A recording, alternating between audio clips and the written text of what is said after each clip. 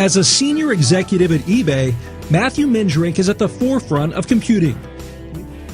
Senior executive at eBay, do you think he gets paid a lot to do his job? He's at the forefront, the very top of computing, technology. Is our class at the top? What does his house look like? What does his kitchen look like? Does your house look like that? Do you think his family has technology in their homes? Leading a large division that requires the very latest technological tools. I'd say it's fundamental not just to the business, but my personal life and success. Yet, he leads a large division that requires the very latest in technological tools. Technology is important to his successes at work and in his personal life. Yet he would prefer that his children lead technology-free lives. 1, 2, 3, whoa! Learning to be creative and use their imaginations without anything that requires a glossy screen and electricity. He doesn't want his kids to use technology. He wants them to use creativity, imagination, no computer screens at home or at school. Not just in their free time, but at school as well. If I go back to my education as a computer scientist, we didn't have computers in the classroom. We had algorithms, and we had logic, and we had textbooks. And we were working through that and really trying to understand the science behind the computer. When he went to school, there were no computers in his class. They used math formulas written on paper. They used logic. They used textbooks. They learned to understand the science that makes computers work. That they're going to be exposed. They're sponges, they soak it up. But in the classroom, you need to be learning the basics. You want them interacting with their peers, learning how to get along with each other. Matthew and Elaine pick a school for their kids with no technology. Mom says that their home is filled with technology. What does Mom want her kids to do at school? She wants them to learn the basics.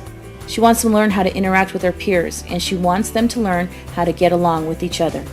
That belief set led them to the Waldorf School of the Peninsula, a school with old-fashioned chalkboards and a curriculum centered around physical activity and hands-on tasks. All the way over.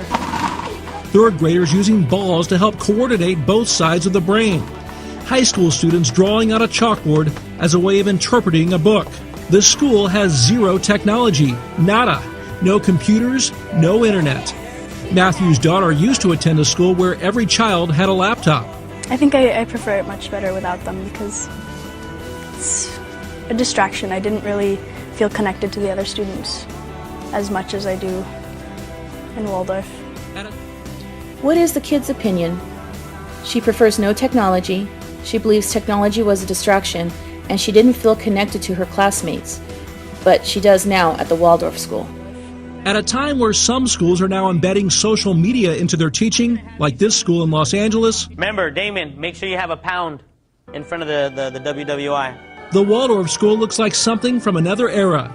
Yet 75% of the school's families have at least one parent working in high tech. At the Waldorf School, 75% of students have a mom or dad working in a high technology job. That means out of every 100 students, 75 have a parent working in the technological field. Why do you feel people who work in high technology choose to send their children to a school that preaches no technology?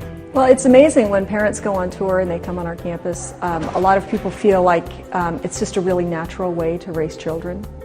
Send their students to schools like Waldorf, a school where they preach no technology, where they believe in natural ways of teaching, and that it's a natural way to raise children.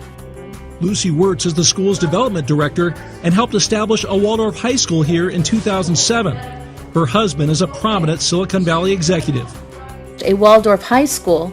Her husband is an important person at his high-tech job. He's an executive that makes a lot of money developing and working with high-tech tools.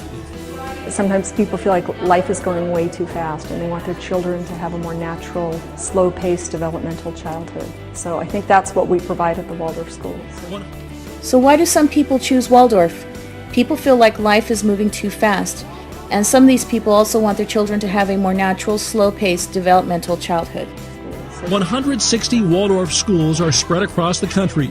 Students don't take standardized tests, so its success in comparison to other schools is difficult to measure.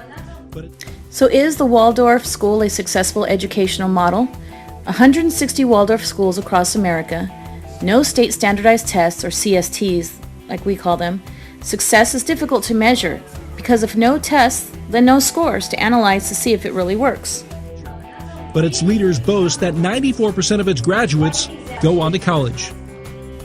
So, Waldorf leaders brag that 94% of their graduating students go on to college. That means for every 100 of their students, 94 of them go off to college. You heard from a father. You heard from a mother. And you heard from a student. And lastly, you heard from a woman that started a Waldorf school. Do you agree? Should we use technology in the classroom?